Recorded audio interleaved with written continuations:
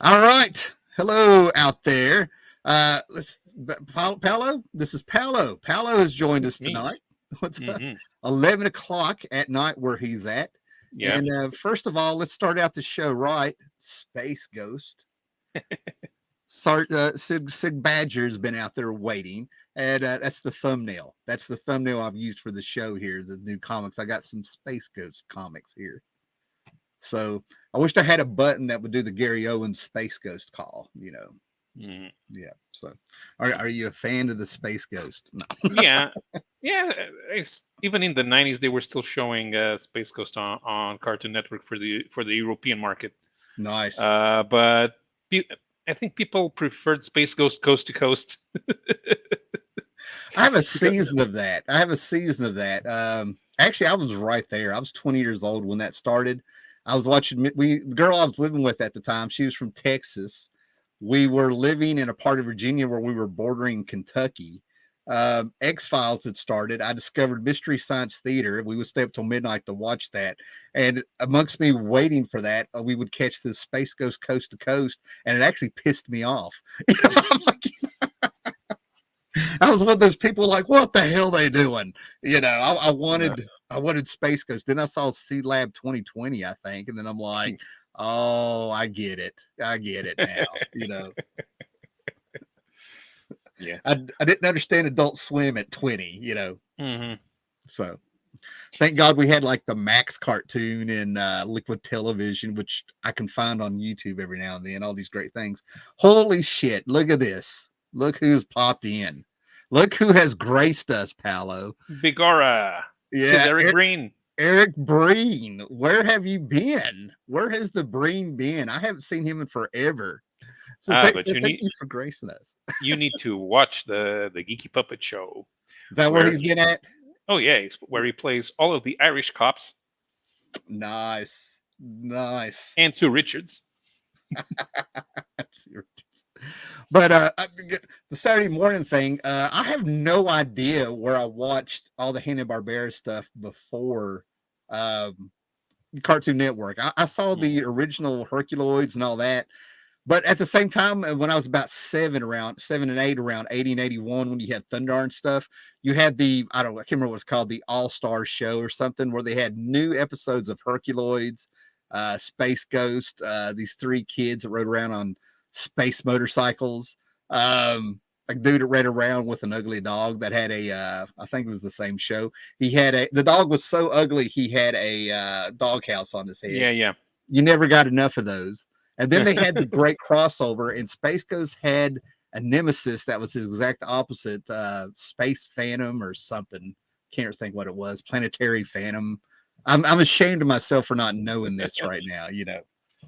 And of course, we have my cats wanting loved on when I get busy because they're being ignored. Here's Shiva. Whoop. Oh my goodness. Yeah, they do this every time I come down here. They'll cry and want attention when I get Hmm. busy if I don't lock them out. So you're gonna be seeing her and Lester here. So and then like I have no idea where I saw the original Hanna Barbera stuff, but I do know I saw Johnny Quest at 6 in the morning on Saturdays in the late '70s. That may have been the very first Hanna Barbera show I recall actually watching. Yeah, the first Hanna Barbera show I watched was Wacky Races. That Oh thing yeah, was used as a filler on Saturday or Sunday afternoons, which is not when you typically watch cartoons around here. Uh, so it was just 15-minute block, uh, two episodes, two episodes, and you that know was that. it had all the dwarves that were little gangsters. It had two Hmm. cavemen that became Captain Yeah. Caveman. Why do I keep wanting to say Snidely Whiplash? That is not who that was. And the dog in the overcoat that sit there and would No, snicker. Muttley, Dastardly and Muttley. Yeah. Yeah. I kind of remember. I've just got enough of a memory. By the Hmm. time I started watching Saturday morning cartoons, I can remember it was The Croft. You had a show that people thought that I was like lying about. It was Bigfoot and Wild Boy because Hmm. Bigfoot was a thing in the '70s. And then you had Electra Lady and Dino Girl, and I still got a crush on Dino Girl. I was so glad to find out she was like 30 when she was doing the show when I got older. And then the classic Land of the Lost, which I have the DVD series over here, and I used to bootleg those on VHS and stuff and things like that. But Land of the Lost was like my favorite Saturday morning cartoon show forever. Then you had Isis and Shazam, Captain Marvel reruns. I found out. So yeah, this cat, man. Well, anyway, Paula, we were going to talk about comics here. I think we still gave people enough time to pop in here, man. But you want to show one of those treasures you showed me before the show? Yeah. So many years ago, I bought the Epic Comics miniseries, Two Man Dracula miniseries. So these are 4 issues in prestige format, Awesome. and they're not completely detached from chronology, but you don't need to read the original Tomb of Dracula to read this. And that's Marv Wolfman, Gene Colan. Yep, but this time with Al Williamson doing the inking, so it makes the art very fluid. Yeah, Al Williamson. If you're not going to have Tom Palmer, I could see Al Williamson. He's from that era of very pristine and wonderful art when he did Flash Gordon and stuff. Yeah, So so it was always kind of weird for me to see him doing inks on John Romita Jr. on Daredevil, and I'm like, is that Al Williamson? I'm in high school. I'm in high school, very confused. Like that. What's he? What? Like I was like, he should be drawing. So. But how is it? So is that a sequel to the '70s stuff, or is it standalone? It's standalone. I mean, it mentions the stuff that happened previously because Rachel Van Helsing is dead. They bring Dracula back, so this predates the Rise of the Midnight Suns crossover Nice. by a year or so. I think but it ignores the Dracula's death in Doctor Strange. That's why I was asking if it's how it fits in there, because Yeah. I actually remember when Doctor Strange did the thing where he destroyed all vampires. I was just sort of like, why did they do that? It was the big question. Like, Still, Frank Drake and Blade show up, but Hannibal King doesn't. Although there's this weird character in issue number 4, which all of a sudden shows up. It hadn't appeared in the other 3 books. Where is he? And he's some sort of paranormal investigator working with the police. And his name is Inspector Golem. Oh yeah. So that's his face up close. And it looks like it kind of looks to me like he's wearing a mask. And since the issue number 4 ends with the end for now, although there's no follow up, so, because there's Inspector Golem and but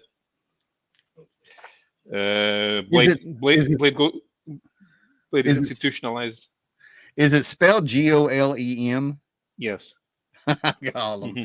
I mean, it's right. That's a little on the nose. I bet. A little on the nose. Yeah, exactly. That's why I thought, man. So the Dracula's adversaries here are Blade and Frank Drake. Okay. Hannibal King does not show up, and since the King was a detective, and this guy's working with the police, and his face looks unreal, I thought maybe this is King pretending to be this Inspector Golem character, and the mask is that so people don't notice that it doesn't cast any reflection in mirrors. Right. Because the mask would show up in the mirror. That book was huge in the house. The stepdad had a bunch of them, or maybe it was the uncle, and I still have some of them. But they had like issue 15 all the way up to like the 60s, I think, where we've got the Tom Palmer inks that made me a fan of Tom Palmer. But I just remember I was into Hannibal King. Like I was like, this should be his book. I remember being a kid not really impressed with Dracula. I was just sort of like, well, I want more of Hannibal here, So and I remember Blade popping up. So when the Blade movie came out in the 80s, I was very like, well, that was random. It felt so random to me, like all those characters and stuff. Not to me. So I had this friend who he was very much into the idea of comic book adaptations into movies. He used to buy Comic Scene. That's the one that talked mostly about movies in development, and they were always in development. All right. For the younger crowd, there was a point before 1998 where there were hardly any comic book movies because comic books were silly. So when they made comic book movies, they were silly. And then Blade comes along, and it's not silly. But I kind of understand, because one of the things that I used to tell him, it kind of makes more sense for studios to want to pick up a Blade or a Deathlock or a Killraven or maybe a Hannibal King. And do something with the smaller characters, because they don't have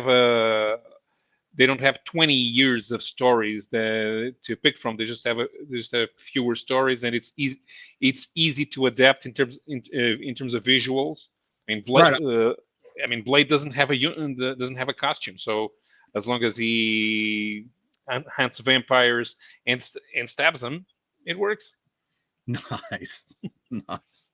And I'll show a book here in a minute, but I just remember liking the second one a whole lot. And then just here recently, I was sort of I went and saw Deadpool and Wolverine, and then I'm like, I wonder if we have the streaming of Blade anywhere and stuff. And I saw the second one I could find, and it blew my mind because it was Guillermo del Toro. Why can I not say that? What happened? Guillermo del Toro. What happened to me? Yeah, but I was like, oh, that explains so much. That because to me this is before he was, Mr. Hellboy. You know what I mean? Mm-hmm. Yeah. And all the Pan's Labyrinth and all the great stuff he did, right? So I'm going to just show a couple of these dollar books to get through them. There's not a lot to say till I get to the good stuff, but I'm picking these up all the time, the 25th anniversary editions. And I popped this open. This is issue 24 of the West Coast Avengers. These were actually hard to get. They didn't really hit the newsstand in my town, but I was able to still grab a few. And when I found them, there was 2 or 3 of them with Master Pandemonium on there. Ingle Hartnell Milgram, and it's got a charm, but it's horrible. I mean, I was like, oh wow, I wasn't missing much. And in my mind, I'm like, somebody with a spinner rack in town flipped through this book and was like, hell no. That's what I think happened. I think somebody ordering the comics actually read it and was like, oh no. And then I just think like 3 or 4 more of these, because when this hit, this was a hot book. But these are latter issues of when they didn't have a lot of big talent, if you will, popping on there. When this series started out, man, they were bringing in everybody. They had John Byrne when he was still at DC, and they were going back to like their roots with the EC funny books is what they were doing. They had Superman and Fantastic Four beaten up by John Byrne. They had Jim Lee coming in there, Mike Mignola, all these people doing it. Then by the time to get this, you got a guy named Rurik Tyler or something. A bunch of people that I'm like, what happened to these people? Like where did they go? So yeah, I'm a completist, so I'm picking these up when I found them. These were like $1 a piece, but the guy gave me like a deal because I ended up buying 1 key book off of them. I got to find the second issues of this. This is one of those books I was so mad that I couldn't find when it came out. But about 20 years ago, I think. Good God, when was this? I want to say this was the 2000s, but they had the Futurama Simpsons Infinitely Secret Crossover Crisis. There's 2 of them, and I was like so happy to find one.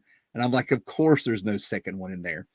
The only other time I've seen this is they actually came out with a hardback trade paperback that was actually pricey with its little slipcase and stuff. So I'm really interested to see what they do in this. I'm that guy. This is going to go in my box of Cross on Infinite Earth stuff. And I'll show these 2, and then I'll quit there. And then I've never went ahead and I've never read the 3rd part of the trilogy of the Infinity Star Crusade. So I just went ahead and I'm picking these up. I kept my Infinity Gauntlet from when they came out. I was about 17 in high school when that was coming out.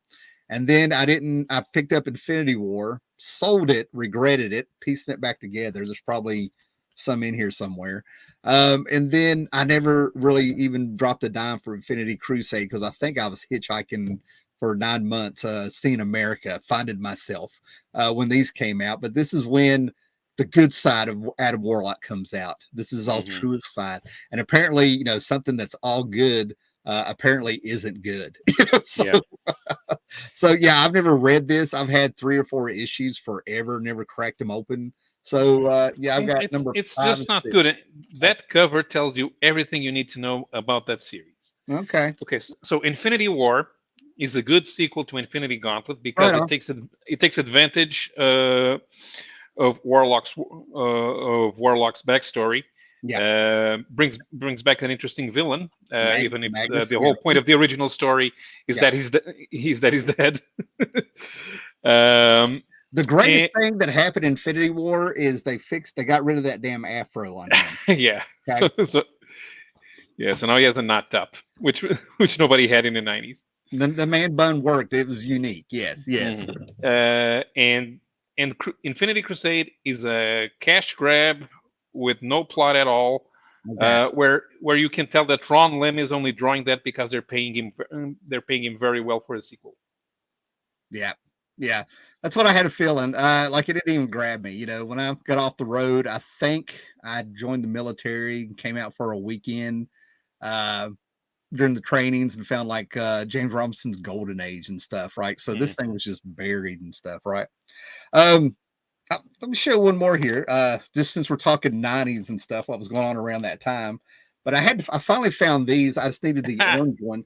But apparently, I feel like I'm the only man in the world that, or a boy, this came out while I was in the military, but Deathmate. This is when everybody in the world were doing crossovers, and all that stuff. I think that was the year. Yeah, well, maybe before. This is before Amalgam, right? So they were ahead of the Yeah. game. But Image and Valiant got together and came out with a bunch of one shots and some bookends and a bunch of preview issues. And this is the previews pink. I looked forever for this and couldn't believe I found 2 of them. It's just a couple pages of one of the Valiants. But Valiant did 2 books, Image did 2 books, and they just, and it's exactly what it's real simple. They just merged their Mhm. universes. Yeah. Then, of course, Rob Liefeld's was super late and really bad. Rob Liefeld's was the only one you're just sort of like, oh my. The rest of them were actually really good, I thought. Yeah. And then it's And like, Todd McFarlane was like, "Hey, I want nothing to do with this." right, yeah. I think it was Wildstorm and Top Cow were the big 2 they got in Yeah. there. And I liked it. Apparently, as the years have gone by, apparently I've been made to feel I'm the only one. So if you run across the preview issue that is orange, that's the one worth some money, and I don't know why. I think it was just a retailer exclusive. Mhm. So yeah, the 90s to me, you had all these amalgamations and you had the Ultraverse. Warren Ellis did this one shot where the Ultraverse crossed over with the Avengers a little bit. You had the Heroes Reborn, the 13th issue of all of those. They merged the Wildstorm universe with the Marvel universe with those characters. It was all Mhm. over the place, man. I feel like I was having a good time, man. Yeah. And then there was Devil's Reign, which was the Marvel Top Cow crossover with the most unlikely of pairings. Oh, right on. Yeah. Well, the most unlikely of pairings that worked, in my opinion, that surprised me, and it's one of the reasons I kind of toned down before I jump on things like that. Archie and the Punisher. That fucking worked. I read that and I'm like, I mean, it's one of those things where like you would have thought somebody walked in the room topless. I'm like, I remember reading it and like jerking my head the moment it worked. I was like, I had a reaction where I almost gave myself whiplash, jerked myself from the book. Like it should not have worked. And I've read other crossovers and owned them since then. Archie meets the Ramones, Archie meets Kiss. I'm like, it amazes me how all that works. They make it work. Mhm. They had Sabrina the Witch cast the spell, and it felt like they pulled the Kiss out of that 1977 special with the magic. I was like, oh my God, this is working. I can't believe it. So, yeah. Oh, man. We talk about Deathmate in the comments pop, sir. Get you a book ready, man. We'll get through the comments and you can stun us with something else here. The Death of Valiant would have been a better title. Comic Collector is here. What's up? Good to see you. Everybody check out Comic Collector. He's running a contest right now. Several ways to enter for a bunch of comics. I saw Comic Crack here somewhere. There we go. Mm-hmm. Comic Crack has popped up. To me, he's king of the indies on YouTube in my mind. In my mind's eye, Everybody's saying hello. Jackson Roykirk is here. What's up, brother? It's kind of wild seeing some of the morning crew here for me, Well, we're nerds. We have nothing to do.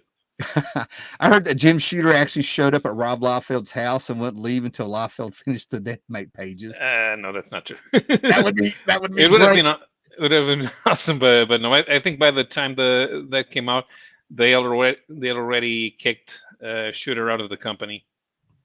Well, it's funny this has come up because Friday with some of my driving, I was trying to find something to occupy me. I was looking for a new podcast to listen to, and I found Robservations. Rob Liefeld. I knew he had a podcast. I remember seeing him on some other social media with the camera and the spinner rack beside of him, and I ended up listening to it. And he talks a mile a minute and stuff.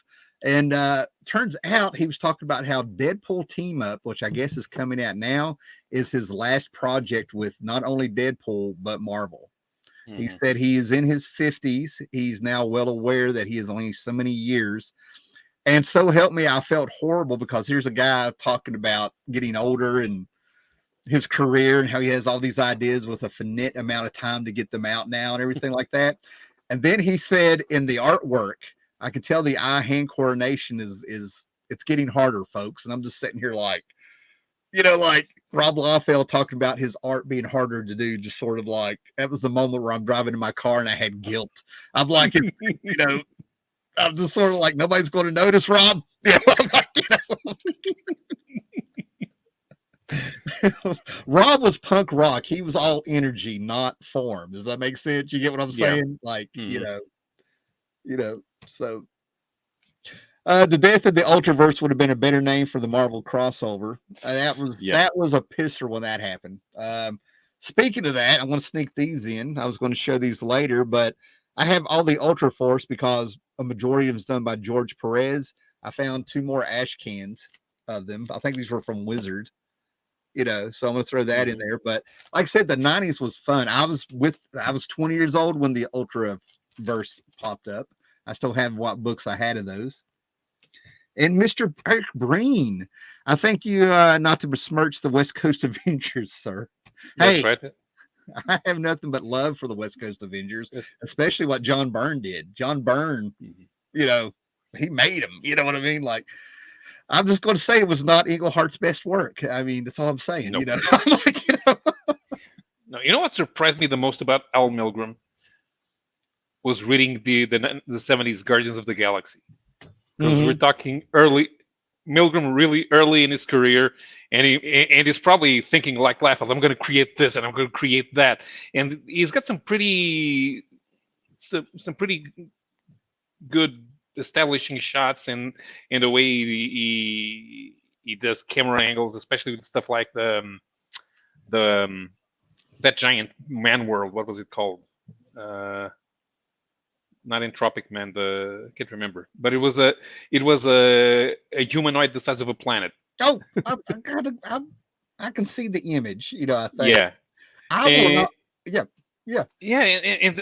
And then he becomes a Marvel staffer. He mostly does inking. And then we get to West Coast Avengers in this. Oh, yeah. The only thing I will not besmirch Al Milgrom. That guy, I mean, I feel like if I hadn't gotten into comics, I would have been an Al Milgrom. Finite about amount of talent, but Al Milgrom took it as far as he could take his talent. And like you said, that guy did it all: inking, drawing, editing. I think he even lettered a little bit. The only thing that I will besmirch on Al Milgrom, and I don't think it was his fault, is Secret Wars 2. I found out, thanks to YouTube over the years, I was always wondering, why do you have a big crossover event and you get Al Milgrom on the head book, the spearhead of this big company crossover, especially around the time that George Perez is doing Crisis on Infinite Earths, if I remember right. Hmm. And I found out it's because Jim Shooter was like constantly making people rewrite stuff, including his stuff. And Al Milgrom was fast enough to keep up with Jim Shooter's changes. So that's what I think really killed Secret Wars 2 was Jim Shooter going a little bit nuts there, and he had Al Milgrom. You know what I mean? But what did DC do? Millennium comes out and they had Joe Staton, and I'll just leave it at that. All right, John C is here. Great to see you. And yeah, everybody's saying hello. So what you got for us, man? I knocked out a Well, couple things I was going to wait on, but they were well, topical. since I had mentioned L. Williamson earlier in the Yes. show, okay, there was a time when the only American comics we had in Portugal were reprints of newspaper strips because they were easier to license. In fact, Mhm. I bet that 50% of the newspaper strip material we got was licensed illegally because we got the. I've read stories where it's quite clear that they are translating to Portuguese from the Spanish translation. Ah, okay. Sounds complicated. So I take it that some stuff was lost in the translation. Yeah, but Okay. Yeah. you know it's because the idiomatic expressions stop making sense. Got you. Yeah. Yeah. I just wanted to clarify because I got it. I got it. Mhm. Yeah. Yeah, but this this one was made in the 80s, and you can see other issues in the collection here. So you have Mandrake, you have Garth, which is a UK science fiction strip, Rip Kirby, Flash Gordon, Cisco Kid, Kuto was a Spanish character. Although there is Jesus Blasco material in the Warrior magazines. Uh, Johnny Hazard, Rick Bradford, which nobody has heard of in like forever, and the Phantom. The Got next you. issue is going to be the Phantom, but I've seen so much Phantom that I've never felt compelled to look for it. And oh, by the way, people who hate Frank Robbins because of what he did in Invaders and Captain America, Johnny Hazard was a very good adventure strip. A bit of war aviation and a spy show.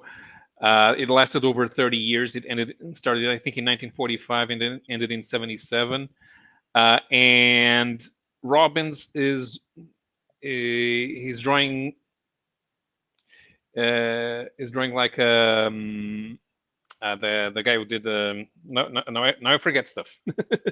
The guy who did Terry and the Pirates. He was clearly mimicking the same art style. But the thing there are four storylines inside this comic, so it's the size of a European graphic novel. Uh, so everything black and white. You can tell on some panels because they don't they do mention in the intro here because Neil Adams was the was he was Al Williamson's assistant on Secret Agent X9. They do mention that, and you can tell on some places where Neil Adams was doing some bits. Nice. But this is very good. There's a lot of action. Yeah, hold it still for just a second. It kind of blurs when you move it. Yeah, Oh, that's yeah. good stuff. Yeah. Hmm. The black. See, when I think comic book art in my head, this is it. The heavy blacks, that clean style. I mean, that's, I love that stuff, man. Yeah, Yeah.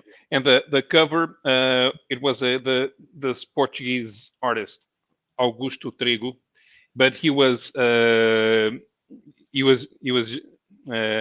just copying panels from the dailies, and then he painted them. So these all of these bits are in scenes inside the story, and he did a composite cover. That's awesome. Oh yeah, that looks like good stuff. So And this stuff gets lost. I mean, when they do, there are a few publishers who want to do like a library of American comics, and they try to bring back all of these great adventure strips from the past, but they get lost. They're from the 40s, 50s, 60s, and 70s. By the 80s, they're not as relevant, and the new kids they don't. they don't remember them at all. They've never seen them. So, and when you tell them, oh, it's black and it's in black and white. I don't care. I don't like black and white. Right So on. they don't understand why this is important. Why these are important. This cat is killing me down here. My I think my foot's getting molested. Um, but that stuff right there, man. I mean, I really wish it was like more available out there, or people were a bit more curious to see that older stuff and everything like that.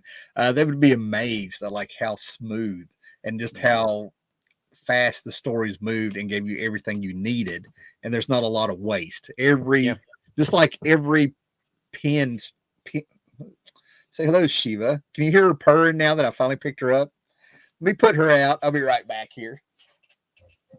Oh, And that's only one of the cats. yeah. Oh, I think she'll be back in here. She knows how to open doors. But they wait until I'm like downstairs, and they're so jealous of each other that if one catches me alone, they both want to get petted and me to pick them up and carry them around like babies. So the other cat, the orange tabby Lester, isn't here. So of course Shiva comes over here. Shiva will just stare you down. She's not affectionate until she catches you alone, and then it's like you're obligated for like 20 or 30 minutes if you don't watch, man. So anyway, now back to what I was saying. I felt horrible putting her out. But anyway, but yeah, that older stuff, man. I've got Dave Sims, oh man, where is it? The Strange Death of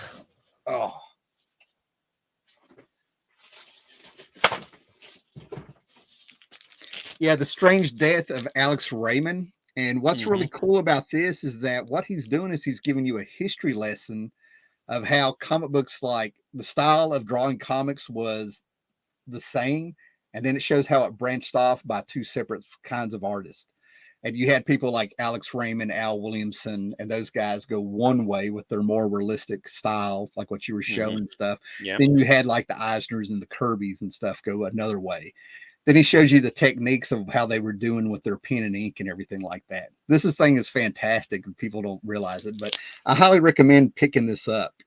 But you do find a lot of Alex Raymond, especially in Kirby, especially in early Kirby. The thing is, Kirby, we think of Kirby as having a very plastic movement, and that's why you get the foreshortening with the big hands and stuff. But he takes out a lot of the character movement from Alex Raymond. And if you see stuff like for example, there's the Red Raven story, which is in the Golden Age of Marvel Comics collection from that's what I was going to talk about. Yeah.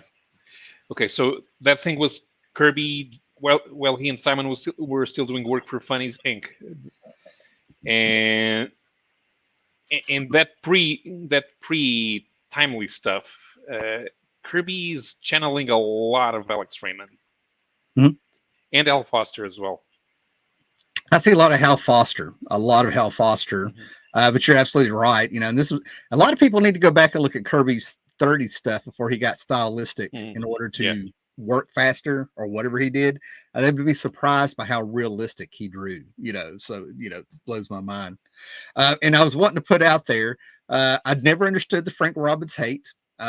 People, I've heard it my entire life because, again, I keep saying it, my roots, the Invaders were in the house. I've got almost a full set, scattered issues of the old man's issues still in that set and stuff. And Frank Robbins to me was the perfect guy. He drew in the 40s.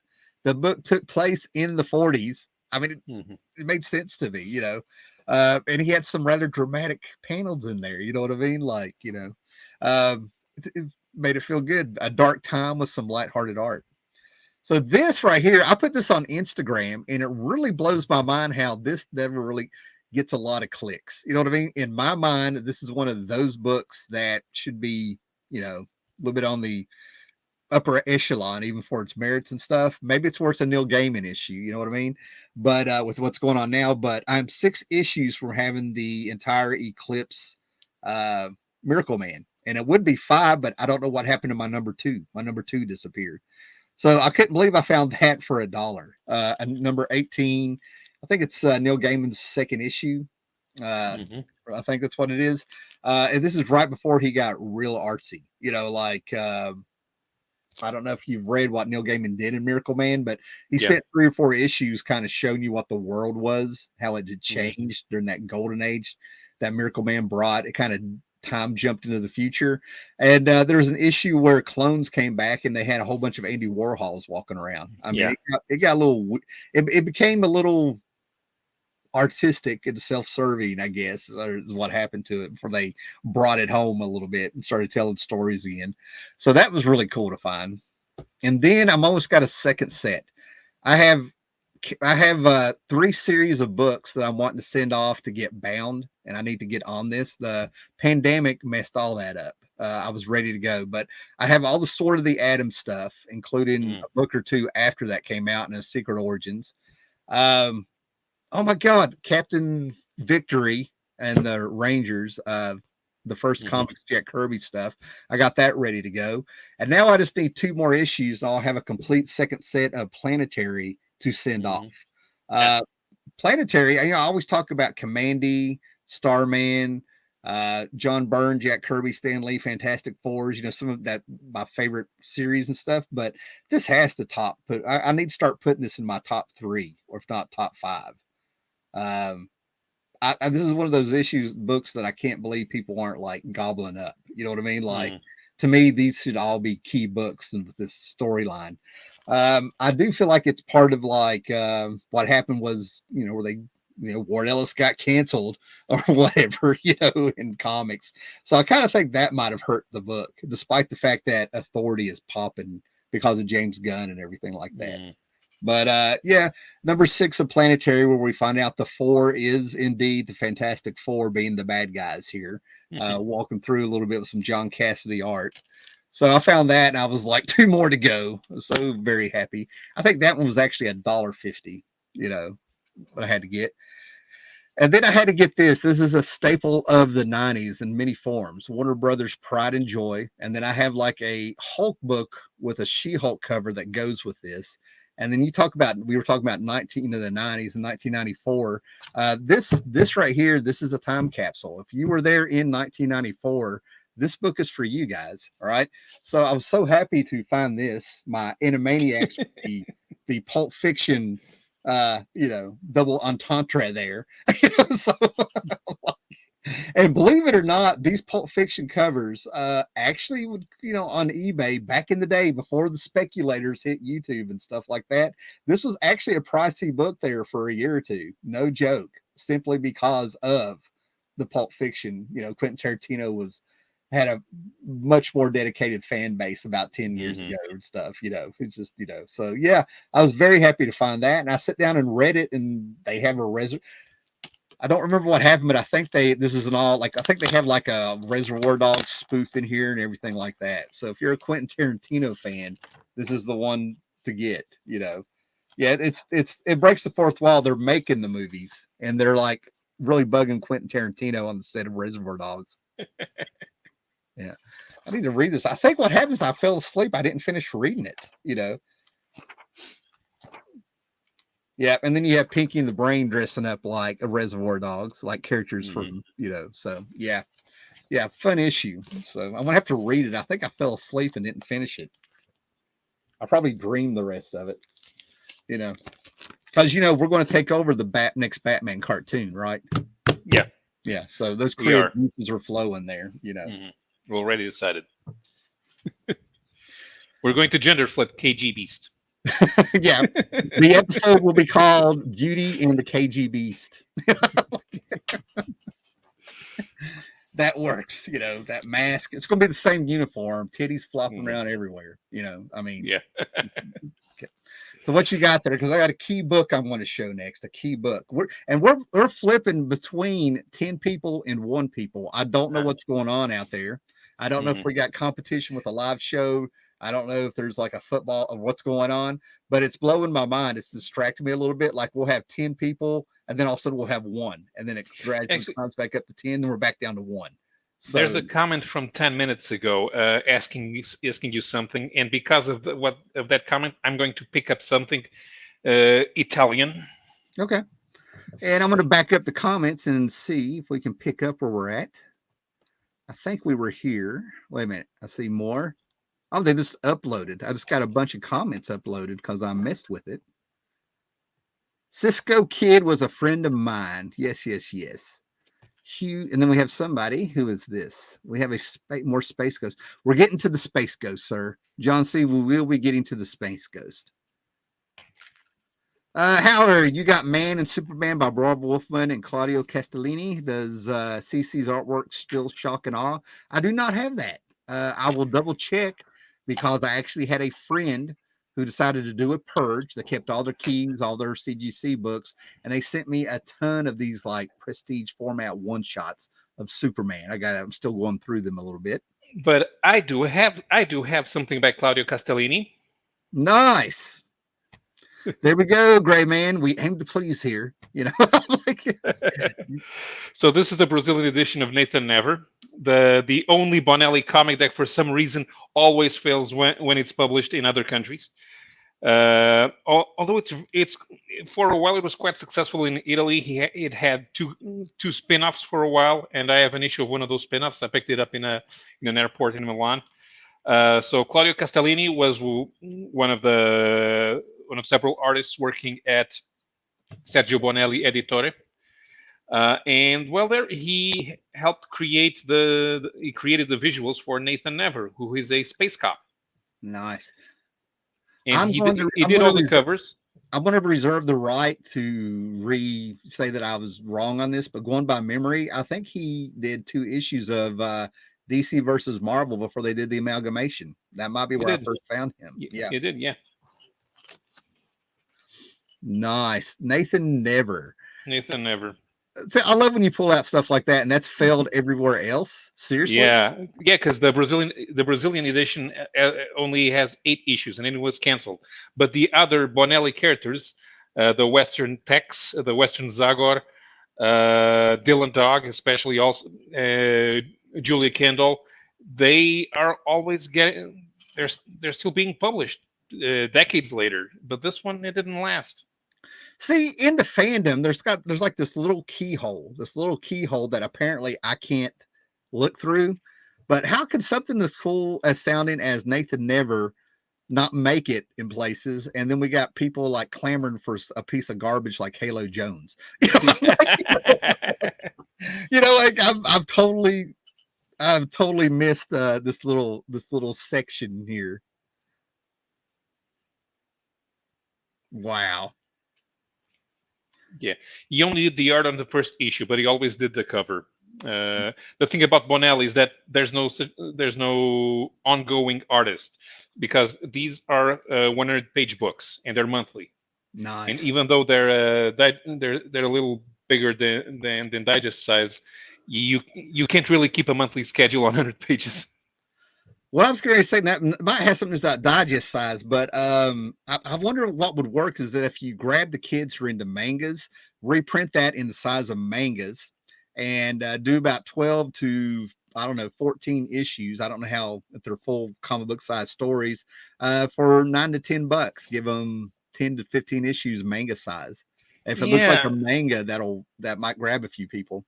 We talked about it on Jared's show, and the thing is, the guys in the big 2, they don't know how to market it.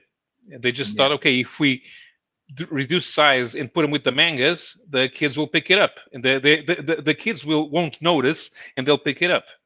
They're treating the potential readers as stupid, and that's why it doesn't work. Well, they've lowered the bar so much that if you can kind of. I'm not going to get into it. I predicted this years ago. They keep the comics. The things didn't get better. They just kept lowering the bar to where things that were mid started looking really good, and that's why it feels like it's dumbed down. Secret Agent X9 books have been made. Those Corgan strips. He has volume 4. Yeah, and I have volume 1. Nice. I hated Frank Robbins' art as a kid, became a fan over the years. Our taste grow. I have many Hmm. things and many people, many books that I did the same thing. And music. That's the great thing about turning around 50 in your late 40s. I listened to eclectic music my entire life, but now I hit that age where I can go back and listen to the stuff that I absolutely hated at the time. You know what I mean? Like, Hmm. Chicago. No, anyway. Wow, those Miracle Man issues aren't fine or easy that are cheap. The only one I paid for, and I want to be embarrassed for forgetting it, but it's the death of Kid Miracle Man, the coveted what number is it, 15 or 16? I talked. Nine, nine, I think. No. It's no, it was in the teens. And the reason I'm going blank on it is because I'm stuck I'm focusing on trying to figure out where my number 2 went and seeing what Hmm. new gaming issues I need.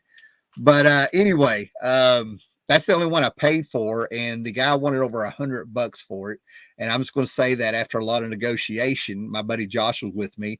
That's the only one I paid some money for, and I got the guy to come down by half, which I couldn't believe. You know, you got to always be willing to walk away. That's the only thing I can figure out. Because I did walk away, then I came back around about an hour later and was like, "Have you thought about it?" Hmm. Like heck, Robin's better work was prior to the 70s Marvel pages. Okay. I'm just glad people remember Frank Robbins. That's one of the reasons I keep doing YouTube. Hey, did you read the new Johnny Quest? I thought it was a ton of fun. I read the Zero issue and my pre-order. I pre-ordered it. I don't know if it's come out or not, but I'll probably have it in about a month or two. I'm a Johnny Quest fan. I'm a bit snobbish when it comes to Johnny Quest. I don't expect perfection, but you better still make it feel like a period piece. That better be the 60s. The new adventures of Johnny Quest that I think Dark Horse put out over during the 90s. I'm getting the rest of those. Those are fantastic.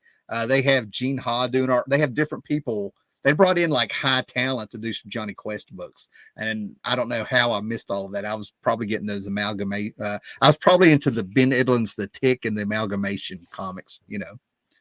Hey, it should be Beauty is KG Beast, or it's going to have a Disney theme. Okay, it's a new Disney princess. So Claudio's art was always shocking at the detail and sculpture style. Claudia did all 4 DC and Marvel books in the winter of '95. DC versus Marvel. Yep. Remember how Storm beat Wonder Woman because of the X-Men series? What Great Man is doing here is that's actually what kind of killed the DC versus Marvel's miniseries. They turned it into a popularity contest instead of just being serious, instead of being a pissing contest. They took the heat off their editors at both companies and put it on the fans. And there's no way Storm would have beat Wonder Woman. There is no way that Wolverine would have beat Lobo. But Hmm. it's 8th grade popularity contest instead of merit. You know, that really took me out of it. Even at the time, I was like, "Son of a bitch!" And Peter David, of all people, he wrote the issue where they had Wolverine versus Lobo, and even you could tell he thought it was stupid. You didn't see the fight. Uh, I think Lobo took that hook, stabbed Wolverine in the heart, and he moved it. They talked some shit, and the next thing you know, they're behind a bar, and you just hear some sound effects, and then Wolverine stands up. You didn't even see the fight. Speaking of Dylan Dog, I read some Rotundo last night. I think he did Tex and Dylan Dog. The only Dylan Dog I saw was the one that they made the movie of with Superman, the Brandon Routh, the Adams Superman, the bass player from Scott Pilgrim. Well, That's the only time I've seen Dylan Dog. I have a bunch of Dylan dogs from the Brazilian publisher and from the Portuguese publisher who did hardcover versions of them. Yeah. Right now, new comics that he's still reading: Transformers, Space Ghost, and Flash Gordon, the licensed properties. There's a bunch of Hanna-Barbera stuff getting ready to come out too, if I remember right. And this is probably part of it with that Johnny Quest and the Space Ghost. I think there might be more coming. And that's just like tugging at me there. So, you want to see the big key book I got for a wonderful price, even though it's Oh sloppy, yeah. got a little damage. It's got an issue here. It's got I can't remember if it's ripped or if it's just a bad little break there on the corner. Other than that, it's beautiful. But we got a little Bill Mantlo here, a little 1979 for you kids that were there. I keep saying that you can have the 60s, you can have the 70s, you can have the 80s, but there's a little era in time there of 1978 to 1982 that people forget, where you had Micronauts and the rise of the, you had the Japanese toys coming in, like the little steel Shogun Warriors and the 12-foot Shogun Warriors. And we started getting little electric games, and we had arcades coming up and stuff, right? And this came out in 1979, the same year they came out with an Alien toy. You had ROM. One toy came out, and they ended up having, what did this run for? Like 8 years, and they actually had 6. the dire, 6 years, I guess. They actually had the dire wrath end up popping up in X-Men and everywhere there for a little bit. Huge following, but I found a number one and we were talking before the show when I put this on Instagram. When I found it, I got a good deal for it.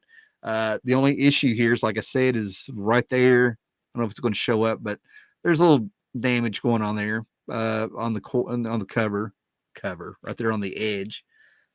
First appearance of ROM, first appearance of the Space Knights, first appearance of the Dire Wraths. And I think I got this for like $9. Couldn't say no. The guy had it half off, then he had another 20% off his booth. So yeah. But my brother, as I was saying, was fan from day one when he got a hold of one of these. He's 4 years younger than me. So somewhere in the mid 80s, he got a hold of a few issues of ROM. And before the 90s was out, he had a complete set, and he still has them, so. I'm trying to think if I ever saw the toy in person. I don't know. I kind of remember a commercial.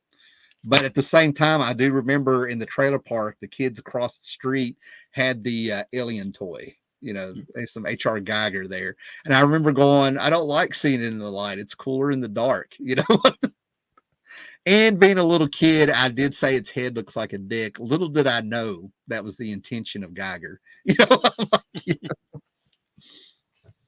So we got some more Johnny Quest talk. We're just going to have to do a Hanna-Barbera show. What about the Real Adventures of Johnny Quest? I remember how good it was because it came in the fall of 96 on CNN. It was 4 days a week when it aired.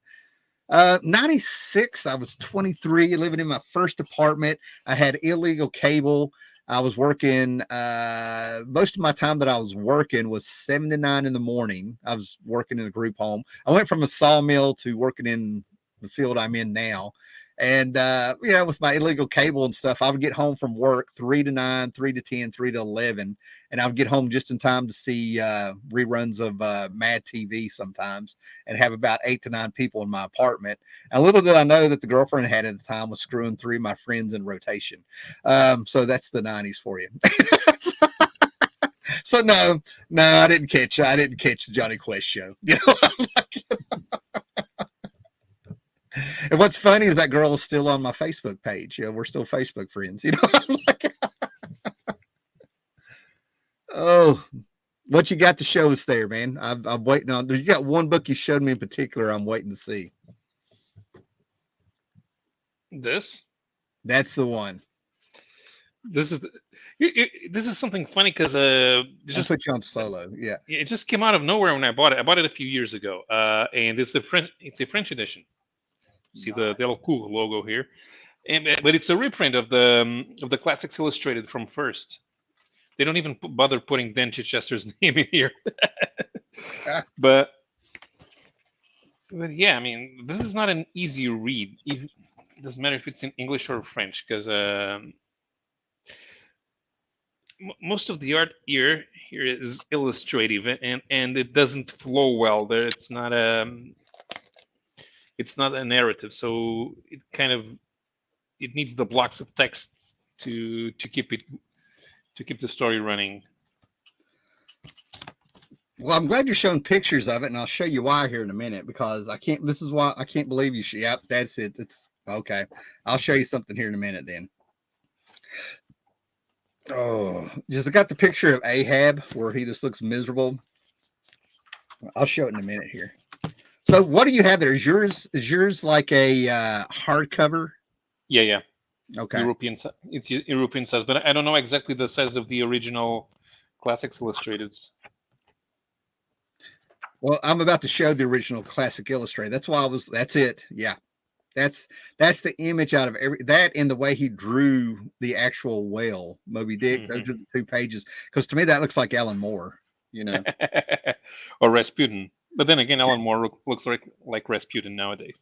I'm pretty sure I'll look here again in a minute, but I'm pretty sure this came out in 1990. So this is Yeah, here's the descriptions of like when they say that he's trying to slay his dragon, and it's drawn in a different style because this is supposed to be good, more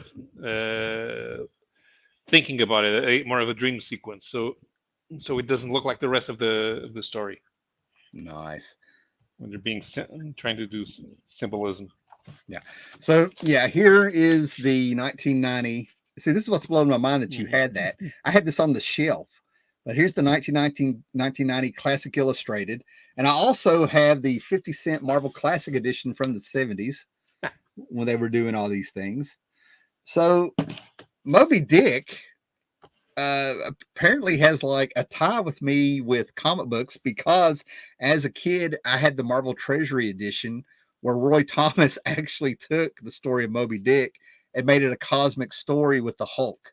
And the Hulk was sort of like Ishmael, you know. Yeah. they actually had the Abomination. They had a rowboat, they had a space boat, and they actually had all these aliens like the Hulk, like they were all on each side, you know, doing their oars, like, you know, dozens of them. You had the Abomination walking around with his electric whip, being like, you know, the captain and stuff. And then, like, it was this space energy creature they were looking for because it wasn't just a leg that the captain lost, it was half his body, and he was like a cyborg perfectly in half and stuff. So, yeah, Roy Thomas and Herb Trimpe did this Moby Dick in space with the Hulk. So that's where my fascination with Moby Dick came. I've tried to read the book twice. It's not happening. I end up. So imagine my surprise when I have Philip Jose Farmer doing a sequel to Moby Dick called The Air Whales of the Future. He took Ishmael and put him in the future of Earth, where he scientifically explains how whales have ended up evolving to where they can float in the sky and people ride them like boats with little rooms in them. And then I lost it. I had a second one, another Moby Dick tale that, The Extraordinary Gentleman, Alan Moore used Ishmael right off the bat. I'm like, I can't get away from it. It cracks me up, you know. So Moby Dick is sprinkled out through comics, and just one of those things that I can just kind of see the thread going through there and stuff, man. So yeah. But yeah, I want to end up reading this now. I've had them out for months and never got around to like rereading them. I read them years ago. So let's get this in right. That blows my mind when I had these bags and they put the boards in backwards. Yeah. Smooth side goes against the comic, so your comic has no friction going in your bag. Going back and talking about artists that you grow into them. I mean, when Sienkiewicz took over the New Mutants, I couldn't stand it. And really? Yeah, I mean, but look, I like the Bob McLeod style, even after Sal Buscema took over the layouts, and so it was very realistic because McLeod makes everything look very, very three-dimensional, like you can walk into the scene where that he's drawing. And then Sienkiewicz is the total opposite, and there was nothing like it in Marvel at the time. And I was what, 11 when I saw that. I mean, it's just not. It's just going to go completely over my head. But now I completely understand it. Like when I finally bought Electro Assassin, this was what, 10 years ago, and this to me is a great read. And if I had bought this when it first came out in Portuguese in the Brazilian edition in 1990, yeah, I would never. I would never have figured out what was going on. See, that story there, the artwork and stuff, it's like it's coming at you and it's trying to stab your eyes with pitchforks. It's trying to stab your ears with ice picks. It comes at you at the sense, and it's a chainsaw that's coming at you. It's also trying to cut you in half. And that book, that ultra hyper violent, whatever it is in that book, I mean, you get a rawness of Frank Miller that needs to be filtered.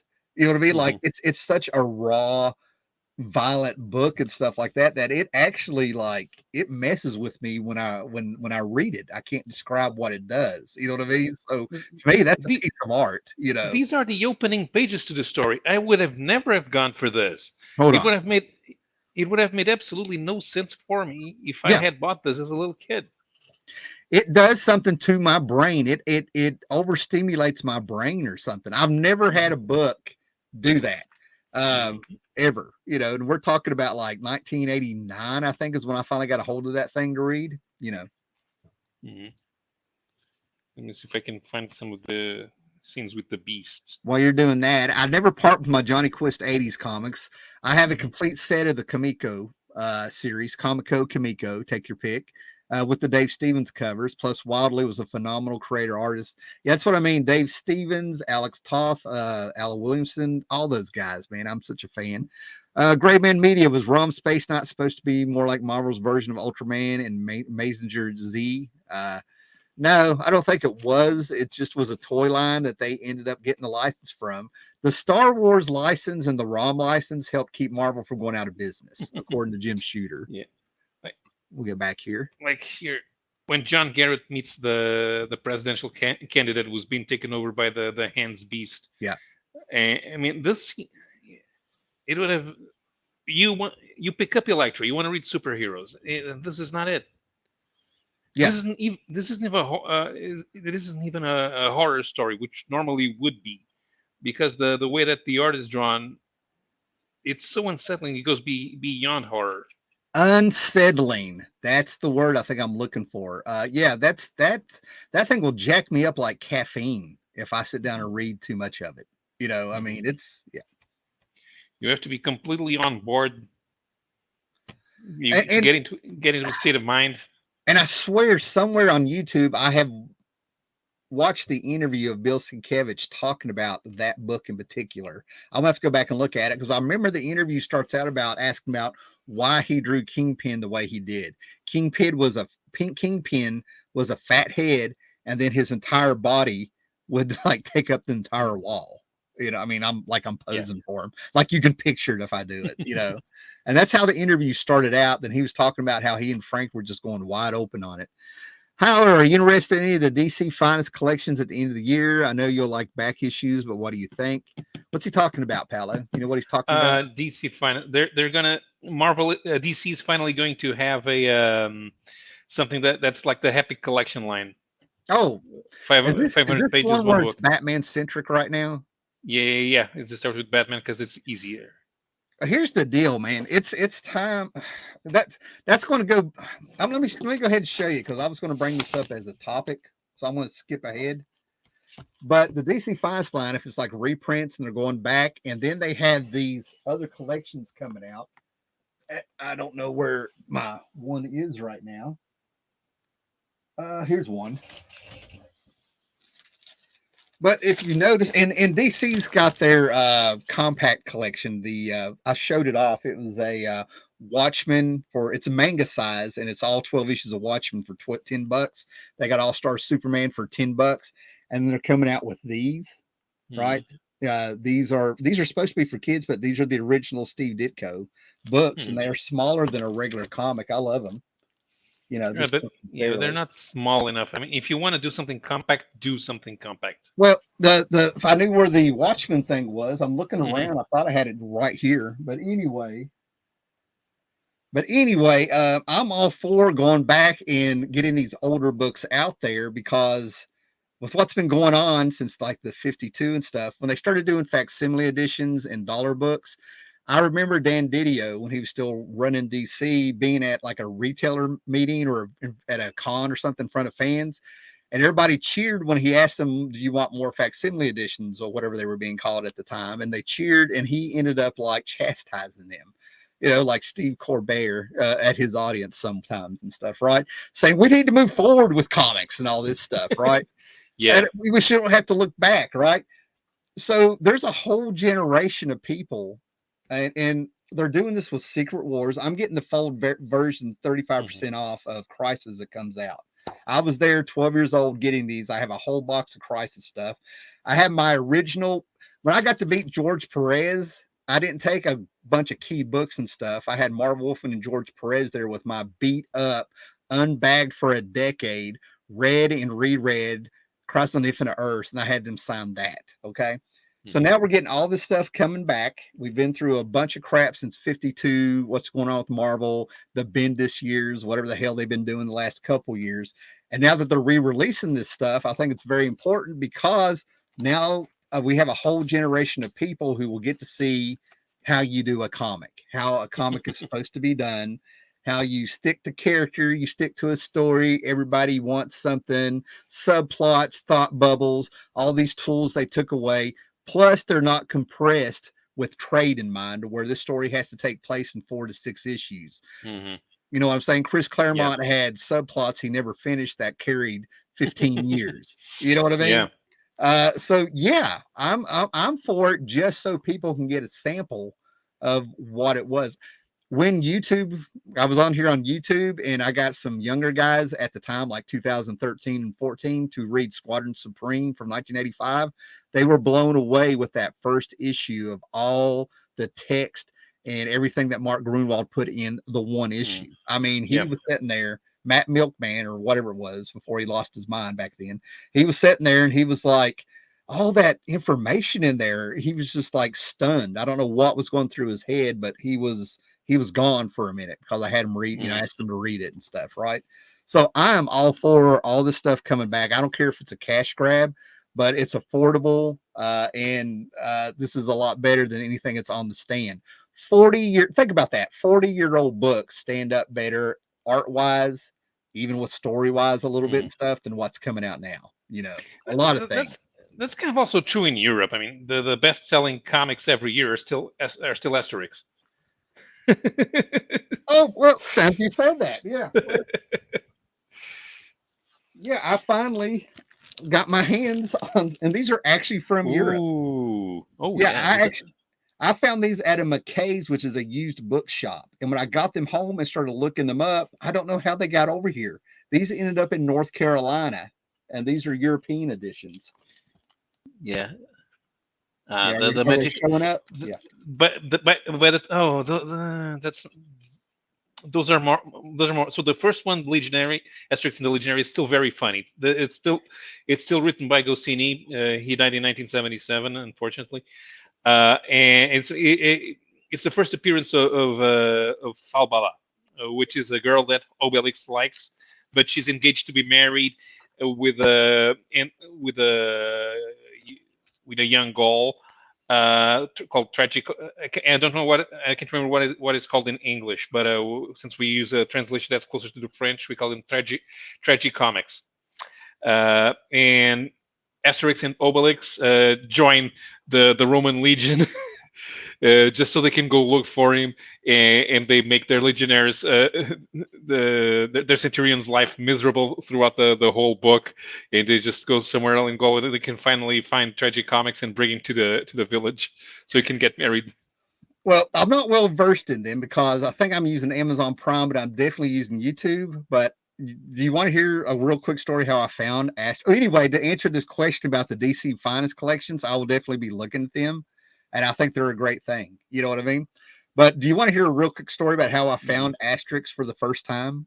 You know, Mm-hmm. I think it's hilarious, but you might have had to have seen me. But little 110 pound, maybe 14 or 15-year-old howler mouse, before the chin beard, but I still had a mullet, had my black t-shirt, my ripped up pants, and I'm all 110 pounds, 115 when my mullet got wet. Okay, it counted. But anyway, I decided I was going to go down this hill, and I was going to be all studly and hang out with this girl. No idea what I was going to do, but I was like determined, right? So I get to her trailer. Her mom and them let me hang out and all this stuff, and things are going well. And then all of a sudden, her little sister turns on the Disney Channel. We didn't have money. We didn't have the Disney Channel. I mean, that was pretty bougie to be in a trailer back then and have the Disney Channel. You know what I'm saying? Yeah. And so help me, Disney is showing a cartoon of Asterix and Obelix, and all of a sudden, I keep turning a little bit more towards the TV. The girl's talking to me, and I keep turning. And then I'm like, wow. And I cannot tell you the last 20 minutes of a conversation I had with her. And as I got older, I realized she wanted me more as I started ignoring her. So that didn't work out. But I was like, what Okay. was that? That was amazing. So that I was don't remember Asterix. the girl's name, but I remember Asterix and Obelix, Okay. So that was Asterix and Cleopatra. Might have been. I don't know. Yeah, that would be fitting if it was. Yeah, But because here's the thing. I still tell people that even today, the best comic book movie is the 1968 Asterix and Cleopatra animated movie. yeah, I've seen that. Yeah, that's where my knowledge of Asterix and them come from. To have the actual books. What did they start coming out in '59? It started being serialized. So here's something that messes with when I explain these things. It sort of messes with the minds of the way Americans understand comics are published. Yeah. So Asterix was serialized in Pilot, in a magazine called Pilot, starting in 1959. Okay, got it. That is not the first appearance. That's the pre-publication. Gotcha. When it came out, it only counts as a first appearance when it appears in an album. So so they would put out 2 to 4 pages a week, and at the end of the year they had an album, and they put out the album, and there you have the complete story. Gotcha. And people wanted the album. So what you did was you would buy Pilot, see what was going on. You would go back 2 or 3 months down the line, maybe because there would be something else going on. And I got that phone call. Keep talking, man. Yeah. And you the strip, the pages that you liked, you would wait for the album to come out, and you'd buy that, and you'd read that, and you'd collect that series. Because since there's no universes and there's no chronology between titles, because all of the titles are creator owned, that's the norm in European comics. You would just buy what you want, so you can be a fan of Asterix and never read another comic book series again. Although eventually you'll start picking up other stuff, and if you like Asterix, you'll want to read Papa, or you'll start reading Tanguy and Laverdure, because it's drawn by the Asterix artist, but in a more realistic style. Or because you like all of the jokes that Goscinny writes, you want to pick up the Lucky Luke Western comic, which is supposed to be a comedy. It has a comedy art style, but the creator Morris didn't want to write it, so he hired Goscinny to write the stories for him. So that's how you start picking up other stuff. Especially you pick up other stuff to read, because the next comic that you're reading, there's only going to be a new story in a year or two. Gotcha. Here's what I think is funny about this, right? That's the second time that I've like sort of ignored a girl while I was listening about Asterix and stuff. That was my wife, and I'm like catching every third word. I'm like listening to you, like, you know. Mm-hmm. Oh, terrible, terrible. Mm-hmm. That's good stuff. Anyway, I'm just glad to finally have some of it in my hands, and for it to actually be from the UK, Europe, and stuff. And I keep forgetting to do this, but this is a price tag. I don't know if it's going to show up. But No, it's got the pound. it. Okay. But anyway, it says UK only. This was £6.99, £6.99. I don't know what that is. Anyway, and then it has like the bookstore. It's got the 2 numbers to call the bookstore in England. I might do it. I might, you know. Maybe it's not there anymore. The other 2 books you bought, unfortunately, they're not very good. So Asterix and the Magic Carpet. Now, when Goscinny died, Uderzo took over the writing. And it quickly went downhill in quality, because it just didn't have that gift for humor, to tell jokes, to play with the language, and even the plots, they became less interesting. So the Magic Carpet is, to me, the first one that's really not very good. It eventually got worse, because Uderzo let his assistants do all the art, and that's how you get to Asterix and the Actress. Although I'm glad you didn't find the one that has the Great Gazoo in it. There's one comic, there's one Asterix where Uderzo decides to make fun of American comics and manga. So there's a character that shows up and he's like, you can, oh, this is supposed to be the Great Gazoo, That's and we funny. all know what the Great Gazoo does to cartoons. Yeah. He would have had Harvey Korman's my voice if I was reading that. So, well, I got a feeling when we get to the Space Ghost books, things might pop and stuff. But another new thing I got, okay, we are in issue 10. This is a 12 issue maxi series. We are now 2 years into this series, and they finally got around to issue 10. Not Hmm. only did they just get around to issue 10, but things are finally fucking happening. Okay. Right? And why are they happening? Because I think we all know how big of a fan I am of a certain group, but we have the Legion of Superheroes Hello. proper showing back up.